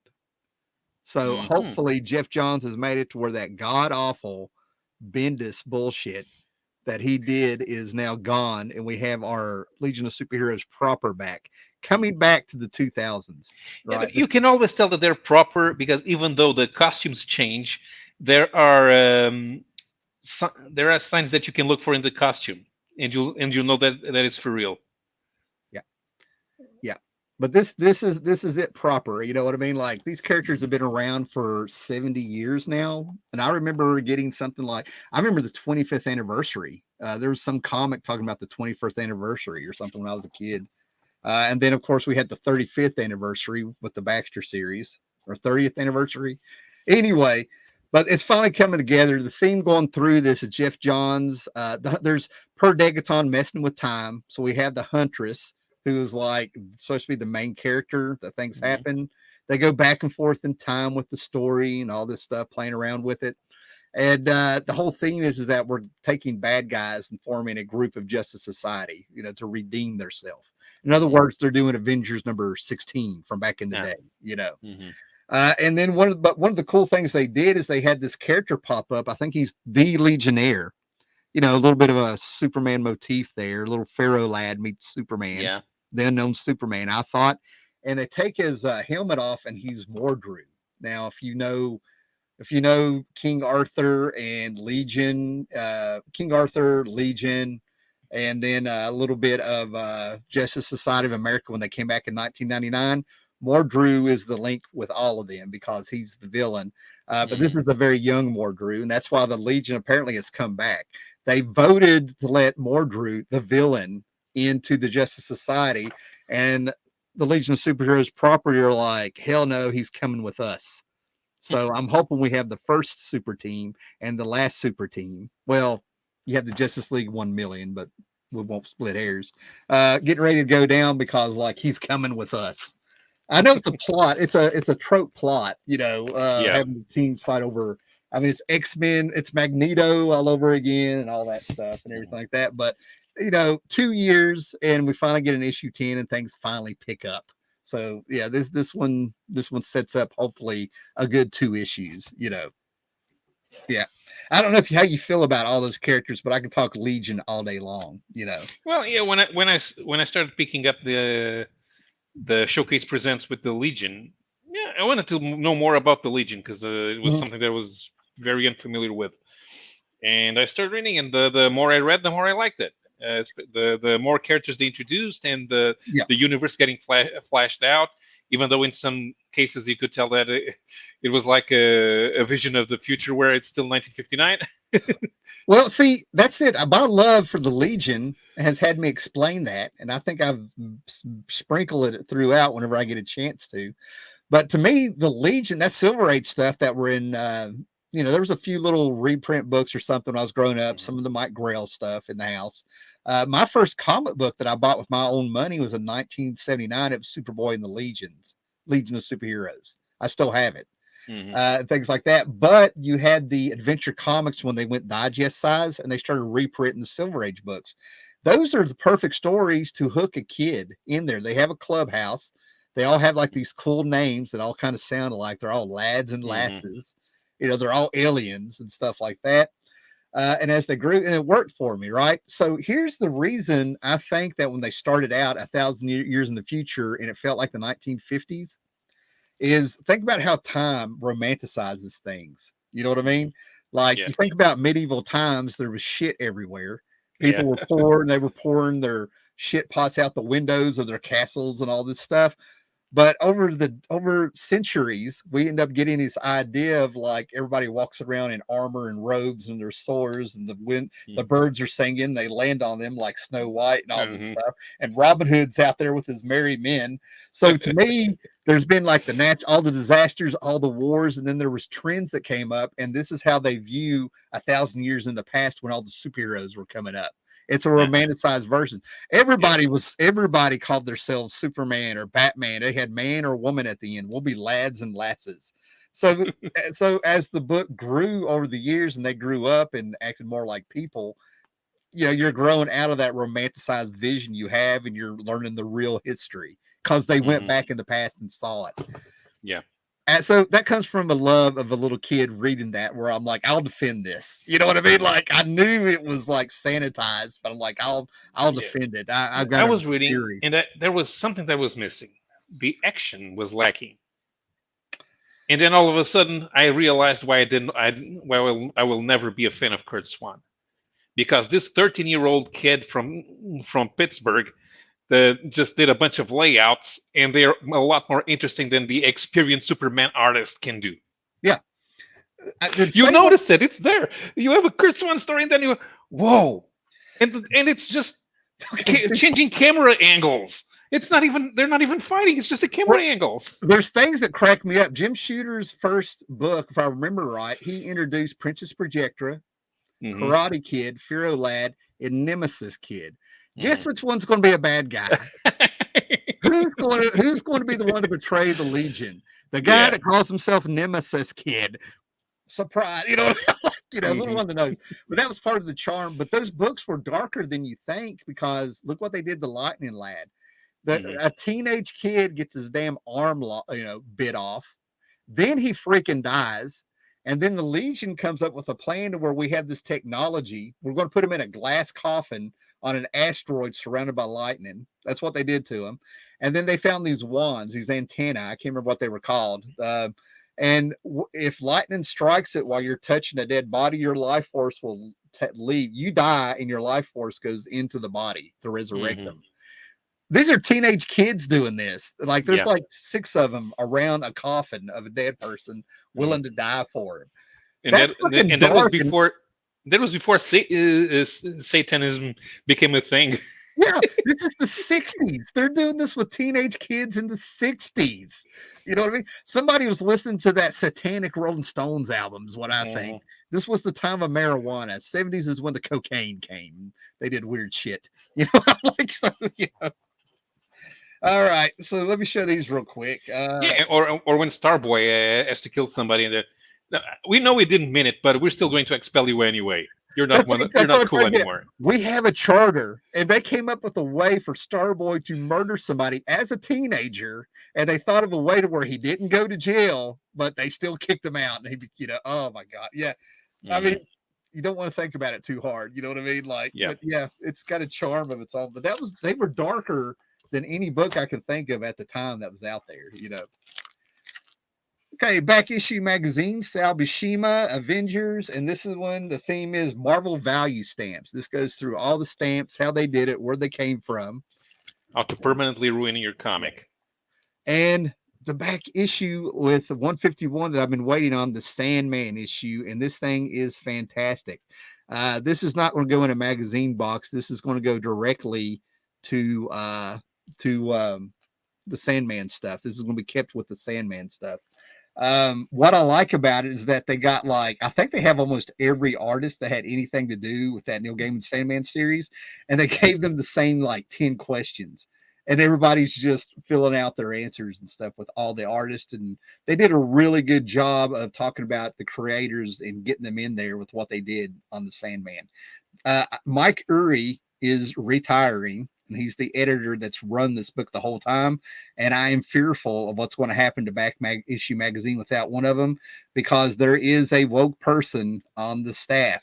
I saw him at the Kirby Collectible, and he was complaining about how the Global Peace Agency from Jack Kirby's OMAC, they wore masks, so they represented the whole world. You know, it looked like the Question, but they were like orange. It was like super deep orange in the 70s. And he had to make a comment about why are they white? And I'm like, you dumb son of a bitch. They're showing like a black and white photo, black and white art of that issue. They're not showing it in color where they're all orange. They're not white people. They're bright orange, you know, like, and I'm like, and this guy working there to got that snuck in a Kirby collectible, the Kirby book they do. Oh God, that pissed me off. But anyway, I didn't know I was going to go on a rant. I didn't know that was on the surface, Paulo. Sorry, I hope it wasn't awkward for you, you know. But anyway, yeah, this issue of even if you're not a Sandman fan, this thing is still great, and it may get you into it. This thing is fantastic. Mike Uri, if I understand right, in the 70s. I've met him 3 or 4 times, man. He is so nice. I got 2 or 3 things. I got a Elementals issue that he was editor at Kamiko when the Elementals came out. He signed that for me. He signed something else for me. Really great guy. But I think he's got like some kind of blood cancer. And he's been like lifting weights and defying it for years and stuff. He'll post pictures of him being in his 70s with like 0 body fat in this freaking like ripped and torn, shredded little skinny body, you know, with high muscle and stuff. So, you know, he's retiring. So I guess it's this time, you know, so. But yeah, anyway, have you read Neil Gaiman's Sandman? I don't know if we've ever had a conversation. No, it's one of those things that I'm always holding back for the future, and then I don't. Yeah. The first 6 issues, I don't want to say they're pretty rough, but as you know, I was there. My first issue, I mean, I was dying to get it. I saw the ads and stuff. I'll show you terror in a handful of sand, you know. But I think my first issue was The Diner. Anyway, I've got it here. It's 6 or 7. I think it was issue 7. I still have it. That was my first issue, and oh man, it was not the Diner issue. It was after that. But there's a page to where like Dr. D thinks he's killed, and you think he's killed Morpheus right off the bat. And then all of a sudden you see, you know, the character just walking around on a white page, you know. There's nothing around him. He thinks he's destroyed the dream realm and Morpheus and all this stuff. And then all of a sudden it pans out and you realize he's standing in the Sandman's hand. And then all of a sudden it's got Sandman wearing a black t-shirt, a pair of jeans, and he's just sitting there on a chair with one hand on his knee talking to the dude. That's what made me a Sandman fan. That visual was so fucking cool. So what I would do is if you wanted to jump into Sandman, I would read Seasons of the Mist first. Because that first, when I was there, if I'd read the first issue off the bat of Sandman, I wouldn't have continued. I thought it was boring. I'm a big Sandman fan, and I think the first issue is just boring. Issue 2, where they bring in Cain and Abel and the witches from the Witches Hour and stuff like that. Oh my God, that's where Sandman starts for me. You know, so. Yeah, I've read The Dream of a Thousand Cats. It appeared in an anthology. That's my favorite. That's my favorite Sandman story. Yeah, and Sandman Midnight Theater, which is where the 2 Sandmans meet. What do you think of that? It was a pretty good encounter. They talk about that in Sandman Mystery Theater in the Kirby Sandman from the 70s. It's in because you can it doesn't feel like it's part of a Sandman Mystery Theater, but the way that he appears there in the story and how he briefly interacts with Morpheus, it's an interesting encounter. It's not a team up. It's just a recognition that they are linked. That they are linked, and they each have a job to do with the way that they use dreams. I'm seeing if I have it up here real quick. I know it's up here, but I'm not going to be able to dig it out. Anyway, I thought it was going to be easy pickings there, right? So just to recap for people that haven't read it, Sandman Mystery Theater was coming out. It was by Matt Wagner, Steven Siegel, Guy Davis and stuff, right? You had to read Sandman #1 in order to enjoy everything they put in the Sandman Mystery Theater. Because in Sandman #1, there's one panel where they have oh my God, I can't believe I'm forgetting his name. Sandman's alter ego, Wesley Dodds. He's sitting there, and it's the Playboy in you know, he's sitting in a chair, and he's got the smoking jacket on, And it says that due to the Sandman being trapped, and they're showing all these things going on in the world where people can't dream properly, he can't sleep and he has visions and he's going to become the Sandman. So there's a cult. It was a cult that cast a spell in the 20s. I think they even reference, mystics and stuff from the real world in there, of the 20s and stuff like that. And they're trying to capture death. So this cult comes in with the robes. They cast the spell and all the stuff, and they catch your dream instead of death. Well, what's wild about it is the Sandman Mystery Theater, this in that crossover, it was so cool to see him starting an investigation, and you find out that he is investigating the cult that captured Dream. You were like, oh, it's them. It was just the way that they led into it, and you kind of discover it with the Sandman. He's clueless who they are, but if you read Sandman #1, you're like getting excited. So that added a little bit more of a climax for you when you knew that he was going to see him in the jar, because you knew the Sandman was trapped for 75 years in that jar. You knew he wasn't going to come out. You know what I mean? But you're like slowly seeing, it was more of how it led to him and when are they going to meet? The only thing I thought was lame is when Morpheus was like, oh, you have a little of me in you, you poor creature. And he wipes his memory for no reason, that you won't remember meeting me. I was like, what? That made no sense to me. But I enjoyed it. But like I said, if you'd read Sandman #1, you might have got a little bit more something out of it. Well, I think that if Wes kept thinking about the creature of dreams being locked up, he would, because of the way he uses the power of dreams, he would feel compelled to try to release Morpheus, and then would have a book that was just him going crazy trying to figure out how to get Morpheus out of there. So instead, he doesn't remember, and he keeps doing what he's doing normally. Normally, I would agree with you. Like, that makes sense. But the Sandman Mystery Theater book, he went to the Orient, and Wesley Dodds is a little bit more philosophical and believing in things. He has a little bit. I want to say he has a little bit of Buddha in him, but that's not where I'm going with this. He's had just enough. Whatever he did to try to center himself from having his dreams and things, they allude to that he has some training over there in the Orient. He was in the Orient for years and stuff like that. You're probably right. Now that I'm talking this through in my head, you're probably right with that's a good reason why they did it. But he had a little bit of like, he may have accepted if Sandman had talked to him and told him just leave this be, there's a plan, this is going to be, what it's going to be, or something like that. He would have left it alone, I think. But no, I don't know. You're probably right. Your version's a little bit better. I'm reading into what they didn't say, if that makes any sense. I'm picturing what his training was. Because if you, that's what happens in Sandman Mystery Theater. He feels compelled. The dreams come to him, and he would feel compelled to act on them. So if all of a sudden he kept dreaming about Morpheus, he would feel compelled to release Morpheus, and the book would be all about that. Because Morpheus being the personification of dream, it'd become an irresistible force. I really worry about how many people are like watching this stuff and everything like that, but I would love to know what's going out in the real world in all these places. We are jumping again from like 1 to 2 to 4 to 10 to 12, and then it drops back down to 4 and then up to 12. I would love to know if we're missing something else on YouTube somewhere. Is something on TV? Is there a pay-per-view tonight? What's going on? I feel like people were like wanting to kind of listen to us, but there's something else going on here, So we're going to end up, it looks like, I love when this happens, man. I love when things kind of like work themselves out. We're going to end up bookending this, right? We started out talking about Space Ghost. We finally got to the books. Okay. So here's Space Ghost. Now, these have multiple covers, right? So here's issue 1. I've flipped through them. I haven't read them in depth. Okay. Here's issue 2.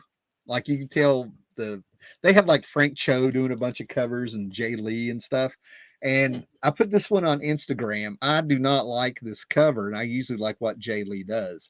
I also am going to say that I met Jay Lee at Heroes Con, and after I saw the way he was sort of condescending to some people in front of him, I got him talking to me, And I ended up like getting him to talk about his work. When I said, you've changed your style, I said, I see a little Buster Crab and some things I named some artists and some actors from the 30s. He got excited and I just walked off. Like I taught him some lesson, like, but not before he signed some of my books. But anyway, but I put this on here and I hate the fact, yes, there's spider aliens in here. I mean, there's a motive here, but I hate how they went for like a McFarlane look with this, with Space Ghost. That is just not Space Ghost. And then somebody on my Instagram post said that they didn't like how they probably cut and cropped this picture. So I think they did something with the art and moved it around to have that weird spider web effect around him or something. But this just looks so odd to where it stuck out out of the stack, if that makes any sense. This is like a sore thumb on a hand. I don't know why that kills me. It just bothers me. I mean, it looks like he's trying to do a McFarlane. Yeah. But it doesn't work because Gilly doesn't do McFarlane. Yeah. And Space Ghost is not the right character for it. So I mean, he's not.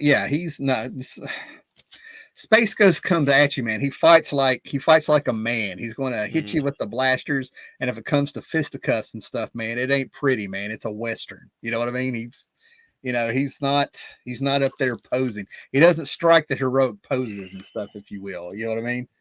But I flipped through this, and I think a little bit of it, just from flipping through it, I haven't sit down and read it yet. I got to read my Animaniacs with Quentin Tarantino first. But anyway, my other cartoon book. But I read this, and it reminded me a little bit of, it's definitely an origin story. It shows how he got the kids. The kids were real young in there. But it kind of reminded me of they had Alex Ross covers in the 2000s, about 20 years ago. Yeah, it also has the origin where Space Ghost picks up the kids for the first time. That's by Joe Kelly. Yeah, but what was great about that is it's like the Lone Ranger in space. That was a space Western. And a lot of people don't realize is that some of the greatest sci-fi movies, Star Wars included, they're really Western stories, just in a different setting. So I thought that was fantastic. I love that miniseries from 20 years ago. Ariel Oliveira. Is that Ariel Oliveira, yes, from Argentina. Thank you. I'm so glad you're here. Yeah, I thought that thing was perfect. And plus, it took the cartoon out, like the praying mantis aliens. Why am I going blank on this? Anyway, but they were like, the reason they were invading that planet was because they were going to eat the people. You know what I mean? Like this thing was brutal. It was brutal. It was raw. And it made me want a Thundar book. I wanted somebody to do the origin of Thundar, in that opening sequence where they're in the arena, what's going on. They've been thrown in the arena and they're making all the slaves and prisoners fight gladiator style. And you have Thundar breaking his chains and all that stuff. Get the story of where the tooth came from around his neck. I was like, let's do Thundar just like you did Space Ghost, that same tone. I was so ready, man. So hopefully this will be good, But anyway, now I want to go to my Alex Ross box over here in the closet and pull out the Space Ghost books from 20 years ago. But yeah, I loved that series. They did such a good job on it, man. That was so good. Okay. You got anything else to show, brother? Nope. Okay. I got a couple of stuff here that's left over from something. Like, do you know this Robert E. Howard character? I don't believe I do, but I have a book that's formatted just like that. My buddy Josh got me of Robert E. Howard's horror stories. Yeah. Okay, yeah, go ahead. Yeah. So Alborak is an American adventurer in Afghanistan in the early 20th century. But he has an Arabic name because he picked it up in his travels. And yeah, it's not. That's not bad from some guy that never left Texas. Yeah. Yeah. So this one is not. It doesn't have supernatural stuff like in the Iborian Age. But it's still a decent read. Well, I understand why it didn't become as. I didn't read all the stories yet. I think the last one was. Probably. Yeah, I think I reached about Daughter of Early Khan. Oh man, I read this one. About the last 5 years, I finally got behind on reading, and I've never caught up. and I've got so much stuff to read that I really don't need to buy anything for a while. But right now I'm getting through my novels, my little books and stuff like that. I have a Robert E. Howard book of horror stories I need to read. Hmm. I have that on the stack upstairs.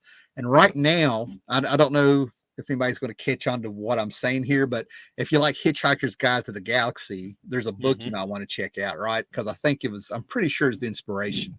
I'm probably going to Wikipedia it after this, with me saying that, because there's no way I'm the first one to make the epiphany. You know what I mean?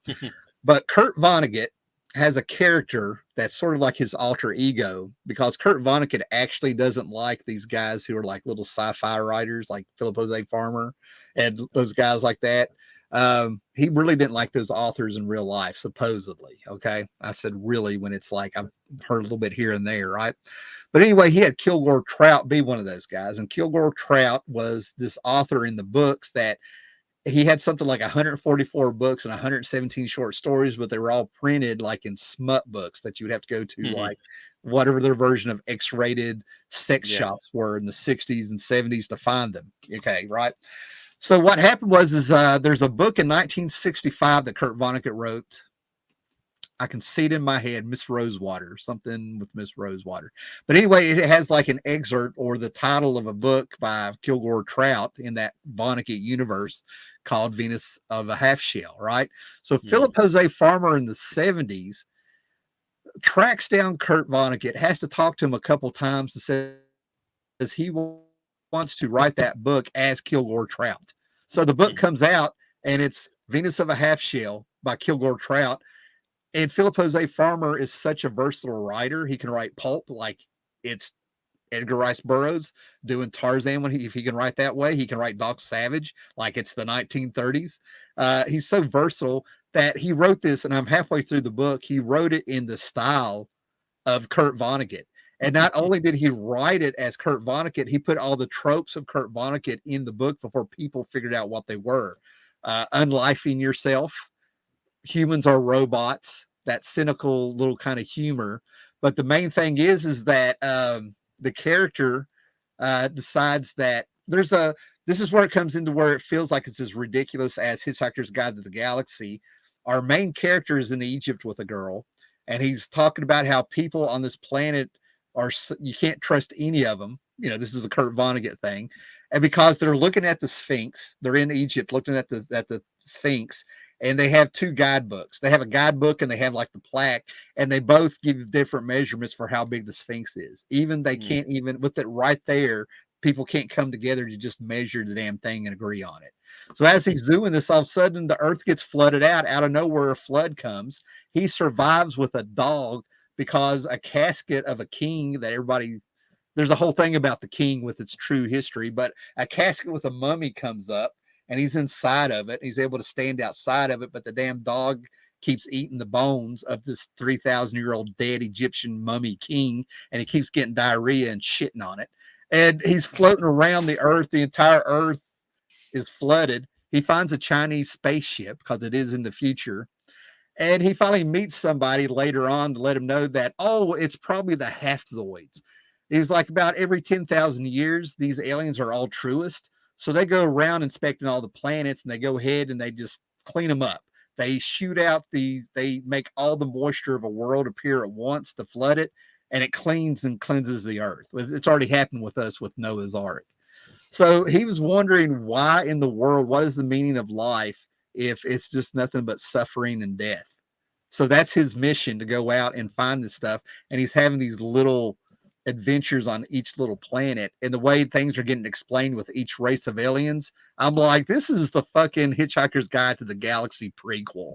It's like Galaxy Hitchhiker's Guide to the Galaxy is this story, but faster and stuffed with more stuff. You know what I mean? Like, Hmm. yeah, this is the turkey. Now it's time, and oh God, what am I? Douglas Adams is like seasoning the turkey and filling it full of, stuffing that damn thing full of stuffing and cooking it and ripping it up and eating it. I mean, yeah, this is it.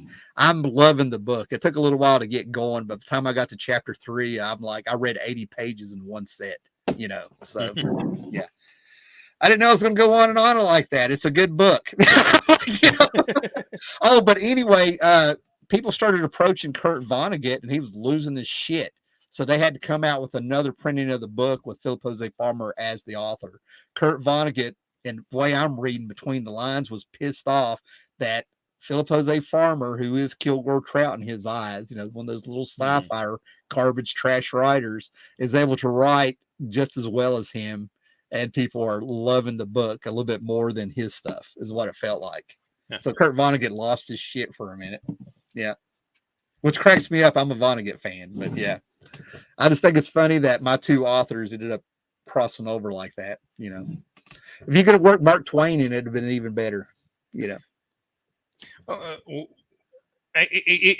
I don't read as many science fiction books as I want to, but I managed to spot a connection once, because I have an Elsprague de Camp time travel story, which was Elsprague de Camp responding to a Connecticut Yankee on King Arthur's court.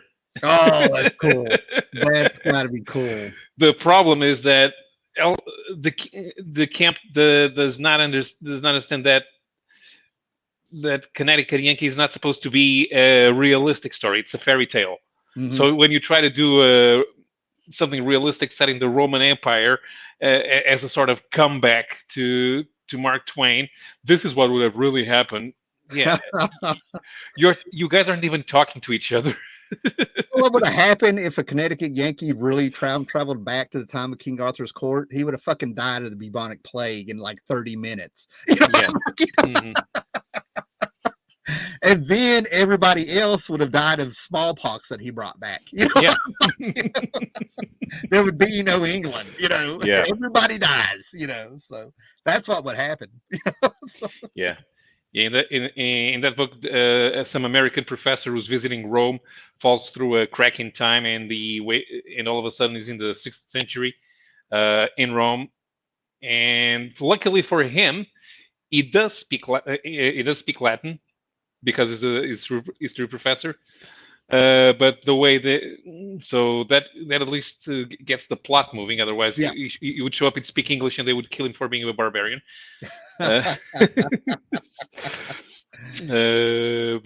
the rest of the stuff. I mean, the guy in Connecticut Yankee is a genius. He can build.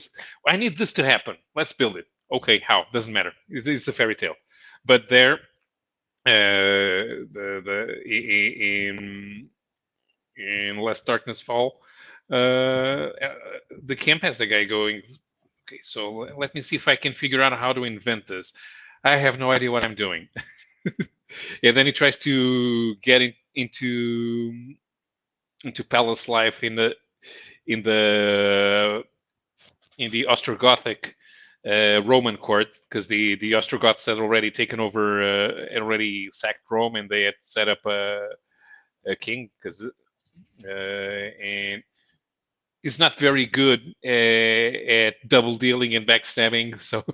So there's a point where he has to convince the Catholic Church that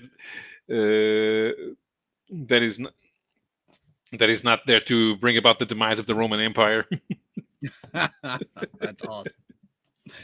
I'll share these real quick. I don't have a commanding number one here to show, but this is one of those little coincidences I loved. And I talked about it, but before. But when I was 12 years old, one of my dad's friends gave me this book by Andre Norton called Starman's Son. Now, part of the mystique is that I thought this came out in the 70s, but on the inside it says copyright 1952. No first print, second print, reprint, or nothing. It flat out says 1952. So at 12, being who I am, I refuse to believe that. I'm like, that can't be right, because it was like $1.75. And I know the artwork, the way this book is made. At 12 years old, even I don't know. So this thing had a mistake because I couldn't explain how it said 1952. It messed with me, right? So this was my favorite book since I was 12. It's post-apocalyptic, right? And it's fantastic. Very, as realistic as it can be, mutant rats and all this stuff, right? So what I ended up finding out through a Kirby collector, the one I was telling you about that I went off on, oh God, who were they talking to? They interviewed somebody like Jerry Conway or somebody, and they were talking about Planet of the Apes versus Commanding. He was like, no, there wasn't a riff on that. Gary Conway called out this book. It turns out this is the actual 1952 book, and this is the one that came out, like I said, probably in the 70s. And this is where Kirby got the cover for Commanding Number One. Oh. So I love how my favorite book since I was 12, with that little mystery there, stuff like that, crosses over with Jack Kirby and Commandy, one of my favorite series of all times. That's why I love this hobby, man. Everything I have ever loved has ended up leading to comics in some way. Indiana Jones, Blade Runner, all that stuff. You know what I mean? Growing up, Wizards, ended up, when I was a kid, everything always ends up going back to like Stranko, Plug, Kirby, something like that. Everything. So, yeah, just that presence in all the pop culture, man, is just amazing. It was a good time to grow up. I like to discover all this went together.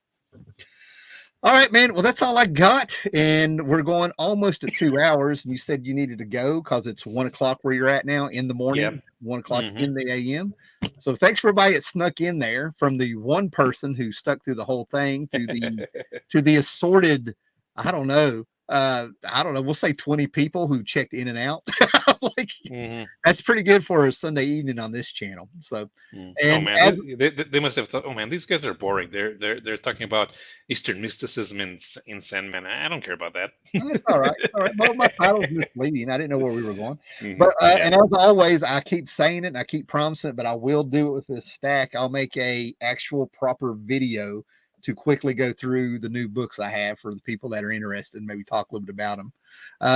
I prefer doing these live streams where I could get a stack of comic books and just talk about them for an hour. Very niche market. Paolo, it was great talking to you, man. I appreciate it, man. So see you later, everybody. Be excellent to each other. Bye.